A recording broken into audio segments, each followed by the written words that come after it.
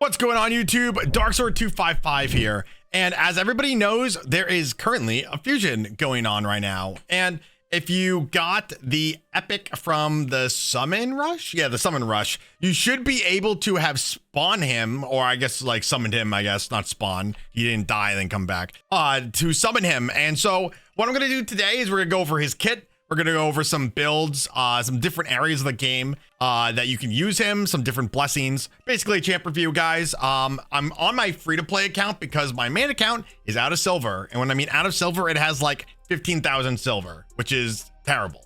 So no energy, no silver. So we're on the free-to-play account. A lot more of a realistic account. My Great Hall is, as you can see, down bad.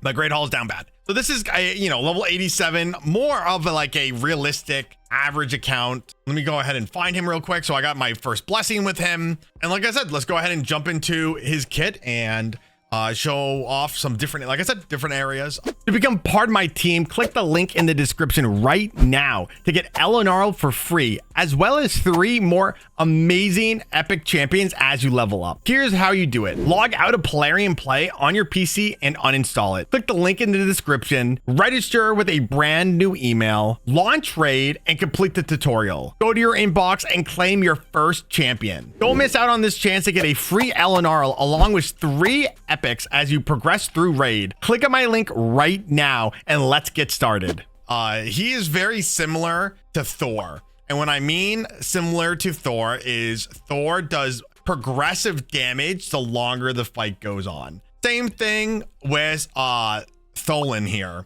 The longer the fight goes on, the harder he will start to hit. Let's go over his A1, and this A1 is really cool. Attacks all enemies before attacking, has a 25% chance of placing a 25% weaken debuff for 2 turns. Has a 50% chance of placing a 25% weaken debuff for 2 turns if the target is a corrupted alliance, a boss, or a minion. That is super important. Keep that in mind. This effect cannot be resisted by enemies, and the corrupted alliance grants an extra turn if a weaken is placed by this skill. So against bosses, corrupted alliance, and minions, this will 100% land. 100% land, meaning that you do not need to build resistance.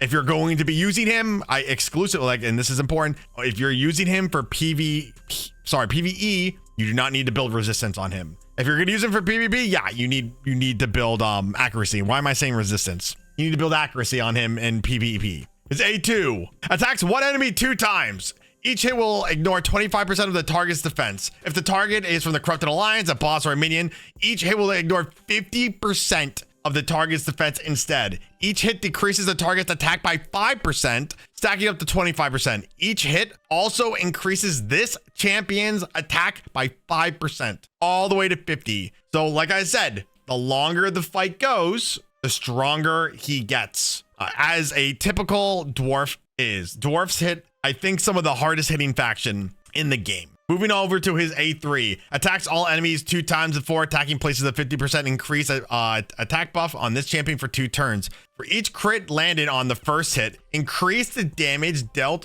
on the second hit. Will ignore unkillable and shield buffs. And that scales off attack, and then his passive activates with every 5th that he takes. So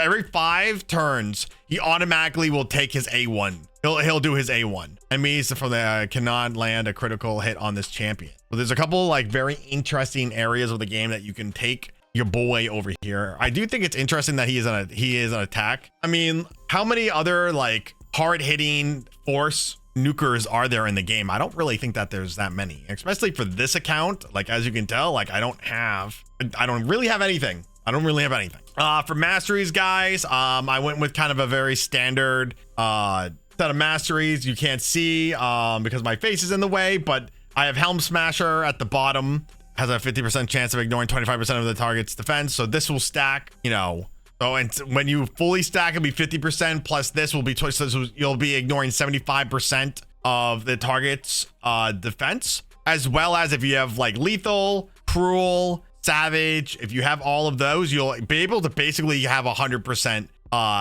ignore target's defense once fully stacked, which is insane. Now, That's the main reason why I put him in lethal. He is not built great, right? Now, when you see showcases like this, you really want to see the total potential of the champion, right? Well, I would also put this on a flip note, right? Like on the flip side, right? Like the average account, do you think that we're going to see the average account get to 8,000 attack, 300% crit? No.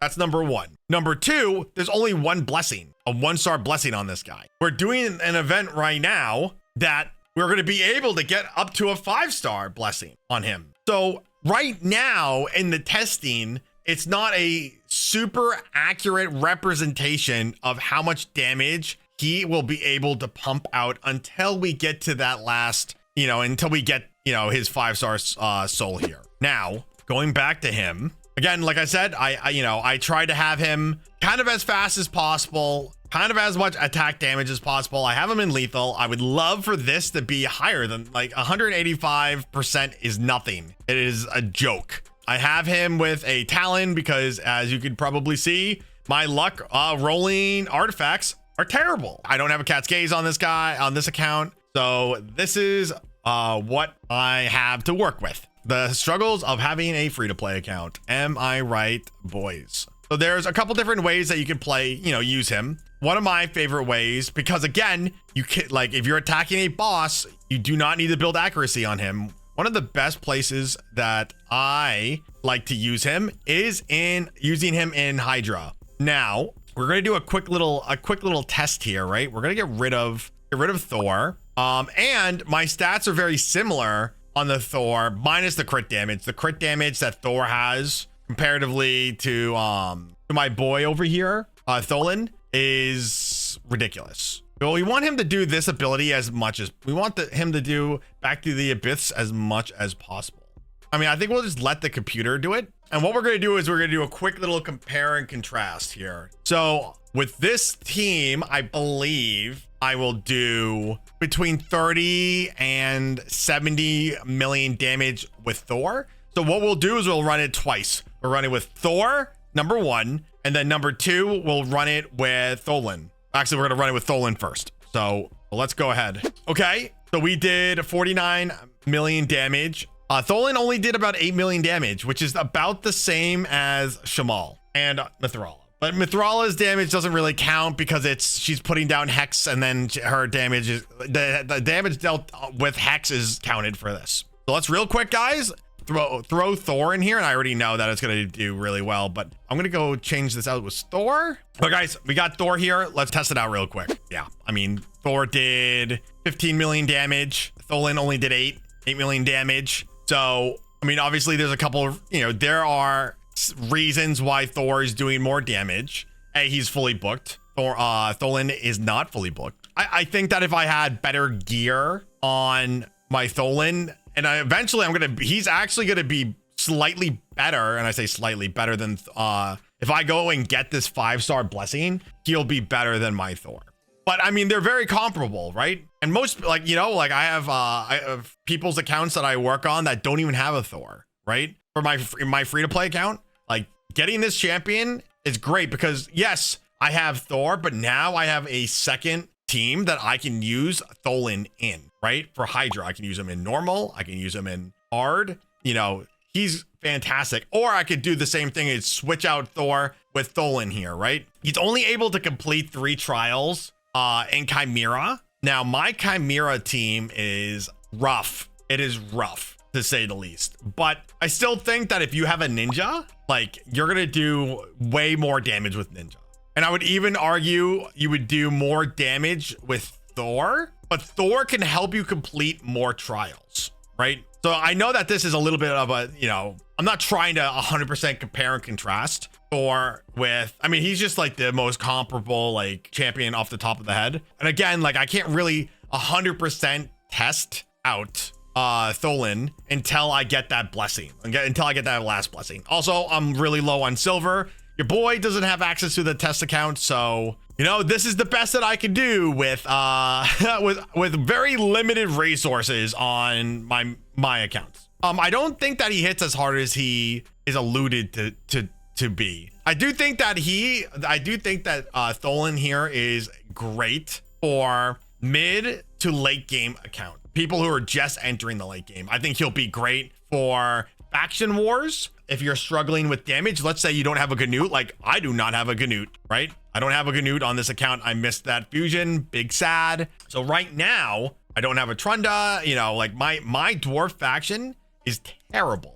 My dwarfs are one of my weakest faction on this account. As you can see here, right now with this new fusion, with faction wars, this guy is my most damagey damage that I have. Right, like, so he's going to be really great for my account for faction wars. He'll be great for Hydra. He if I didn't have a ninja, I would, or a Thor, I would probably use him in Chimera. I don't think that he's not really designed to be great for Chimera, but he will work in Hydra. Now I wanted to mess around with the event dungeon here, right? Now this is the team that I am currently running on this account. Again, this free-to-play account, here, I'll do this so you can see. Like, this free-to-play account has a lot of really great champions, but it also doesn't have a huge, diverse champ pool to choose and mess around with. Now, as you can tell, this is a very, I'm gonna say it one more time, very slow team. But the fact that I was able to get to 25, and once you get to level 25, you have the ability to get mythical pinpoint gear. Yeah, this time is ridiculously long, right? Like, this is a ridiculously long run, but it does work. Now, obviously, this is a build that I don't think a lot of people know about, using Godseeker. I might make a video how to farm with a very similar team utilizing Godseeker. I've seen people use Loki, which is what I use on my main account. People use Vogoth and Geomancer and such. I think that this team is a little bit easier, at least to level 25, right? A lot easier to set up and build versus some of these other teams. So if you guys are interested in me making a video on that, just, let me know down in the comments. But I'll just quickly show you what happens with this team. And again,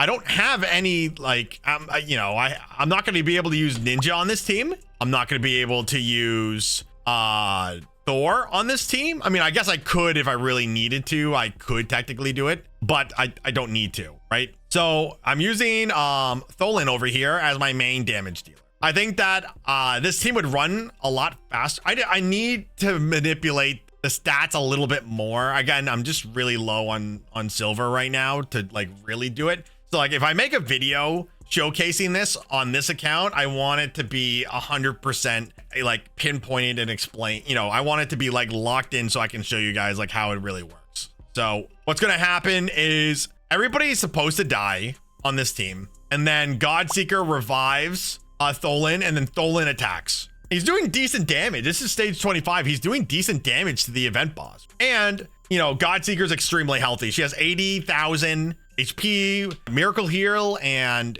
the Golden Elixir. We're actually doing this a lot faster than the last time I just ran it. Maybe it was just like a really unlucky run the first time I ran this. What can happen, obviously, is Godseeker here. She can get True Feared, and then she tries to go for the revive, and then it doesn't revive the champion, and then we're just running through this whole process here.